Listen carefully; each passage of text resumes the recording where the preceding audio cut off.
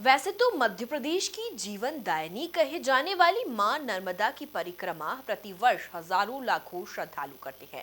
लेकिन कई बार कुछ ऐसे श्रद्धालु भी मां नर्मदा की परिक्रमा पर आते हैं जिनकी निष्ठा और ईश्वर भक्ति में दृढ़ आस्था को देखकर हर कोई हैरान रह जाता है। जहां ऐसा ही एक नर्मदा भक्त हरीश धनगर है जो दृष्टिहीन होने के बाद भी मन में मां नर्मदा के प्रति आस्था को लेकर नर्मदा परिक्रमा पर निकल पड़े हैं, जिनसे खास चर्चा की हमारे संवाददाता उपेंद्र कुमावत ने। तो मां नर्मदा की परिक्रमा पर हजारों लाखों श्रद्धालु प्रतिवर्ष आते हैं और मां नर्मदा की परिक्रमा में कई सिद्ध पुरुष, संत, महात्मा और कई राजनीतिक हस्तियां भी मां नर्मदा की परिक्रमा पर आती रहती हैं। लेकिन कुछ वाकये ऐसे होते हैं जिन पर इंसान का विश्वास करना एक अकल्पनीय बात होती है। इसी प्रकार से आज हमारे साथ नर्मदा परिक्रमा पर पधारे दृष्टिहीन नर्मदा भक्त है, जिनसे हम चर्चा करेंगे कि उनका किस प्रकार का अनुभव और किस प्रकार से उनके मन में ऐसी आस्था जागृत हुई कि दृष्टिहीन होने के बावजूद भी वो मां नर्मदा की इस परिक्रमा पर निकले हैं। आज हम इनसे चर्चा करेंगे। आपका नाम बता दीजिए। मेरा नाम नीलेश धनगर है। कहाँ से परिक्रमा आपने प्रारंभ की और कहाँ के रहने वाले हैं आप? मेरा निवास स्थान इंदौर है। मैंने परिक्रमा बुधनी घाट जिला सीहोर से 2 जनवरी 2023 को प्रारंभ किया और मैं अकेला ही परिक्रमा कर रहा हूँ। मैं शुरू से परिक्रमा जब से मैंने शुरू किया 2.5 महीने तक मैं इस डंडे के सहारे अकेला ही चला हूँ। उसके बाद स्थानीय भाई लोगों का सहयोग मुझे मिल रहा है। अब मैं अकेले कैसे चला वो आपको बताता हूँ। ये जो डंडा मेरे हाथ में आप लोग देख रहे हैं, तो मैं रोड के किनारे पर चलता हूँ। मैं डंडा पक्के रास्ते पर रखता हूँ तो आवाज़ तेजी से आती है, कच्चे रास्ते पर डंडा रखता हूँ तो आवाज़ धीमी आती है। इससे मुझे पता चलता है कि मैं रोड के किनारे पर हूँ। मां नर्मदा की परिक्रमा करने का ख्याल आपको किस प्रकार से आया? कौन सी ऐसी बात आपको लगी कि आप मां नर्मदा की परिक्रमा पर निकले हैं?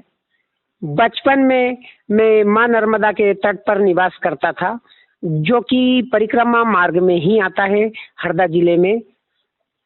तब हम परिक्रमा वासियों से हम मिलते थे, क्योंकि परिक्रमा वासी हमारे गांव से ही निकलते थे।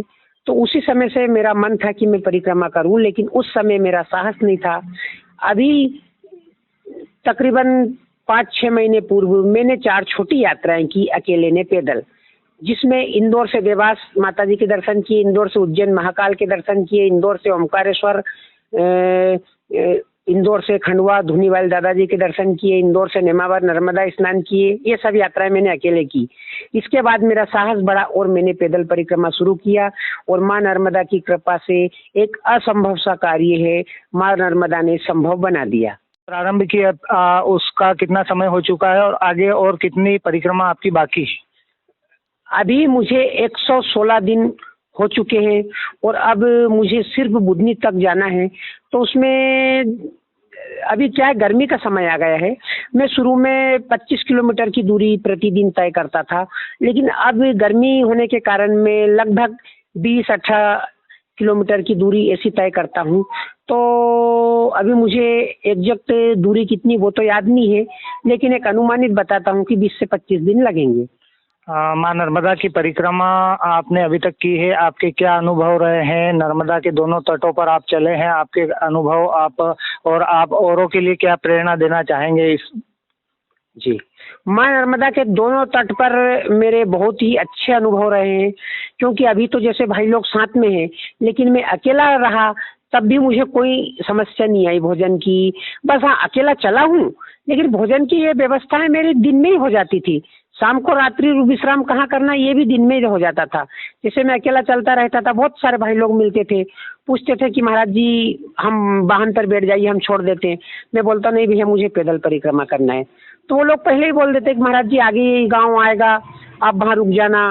वो लोग मेरे कांटेक्ट नंबर ले लेते थे और वहाँ रुकवा देते थे, और आगे जहाँ उनकी पहचान रहती थी वहाँ पर भी वो फोन करके बोल देते थे। तो मेरी रुकने की व्यवस्था तो ऐसी हो जाती थी, भोजन की व्यवस्था भी हो जाती थी।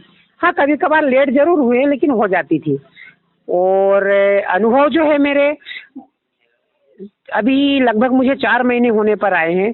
तो इस 4 महीने की यात्रा के दौरान ये तो स्पष्ट है कि मां नर्मदा मेरे साथ है, क्योंकि कई बार गड्ढे आते हैं तो मुझे डंडे से पता चल जाता है। कई नदी नालों पर रेलिंग नहीं रहती है तो वो भी मुझे इस डंडे से पता चल जाता है। अब कई जगह जैसे गाय सामने आती है तो मुझे ऐसा एहसास होता है और मैं बिल्कुल नज़दीक पहुंचता हूं तो गाय माता स्वयं मेरे रास्ते से हट जाती है। तो इससे स्पष्ट है कि माँ नर्मदा मेरे साथ साक्षात है। हाँ, और कई बार जैसे बड़े गड्ढे आते हैं तो मुझे ऐसा लगता है कि थोड़ी देर रुकना चाहिए और मैं रुकता हूँ और आगे डंडा रख के देखता हूँ तो पता चलता है कि बड़ा गड्ढा है। तो कहीं ना कहीं माँ नर्मदा मुझे ऐसी स्थिति पर रोक देती है। अब जैसे रास्ता कई बार चेंज करना रहता है, दूसरे रास्ते जाना है, वैसे तो मैं रास्ता पूछ लेता हूँ, पता चल जाता है, पर कई बार ऐसा होता है कि नहीं पूछ पाता हूँ तो कोई ना कोई उस रास्ते पर पहुंचते ही आ जाते हैं कि महाराज जी नहीं, इधर से नहीं, इधर से जाइए। तो इससे ये स्पष्ट है कि माँ नर्मदा साक्षात है।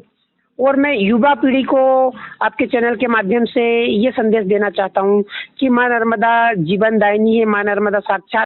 आप देख सकते हैं कई दृष्टि होने के बाद भी अपने कार्य छोड़कर किसी तरह का समय नहीं निकाल पाते हैं, लेकिन एक दृष्टिबाधित व्यक्ति ऐसे तो नर्मदा परिक्रमा पर कई प्रकार के लोग आते जाते रहते हैं, लेकिन ये प्रथम बार ऐसा हुआ है कि एक दृष्टिबाधित व्यक्ति लगभग 2800 किलोमीटर की दोनों तटों की नर्मदा परिक्रमा पैदल कर रहे हैं और बिना किसी संसाधन के केवल एक लाठी के सहारे नर्मदा परिक्रमा कर रहे हैं। ये बता रहे थे कि इनका नाम Guinness book of world record में भी दर्ज हुआ है। हम इनसे जानना चाहेंगे। ये मांग कर रहे हैं Guinness book of world record में इनका नाम दर्ज होना चाहिए, क्योंकि दृष्टिबाधित व्यक्ति प्रथम व्यक्ति है जो अभी नर्मदा परिक्रमा कर रहे हैं।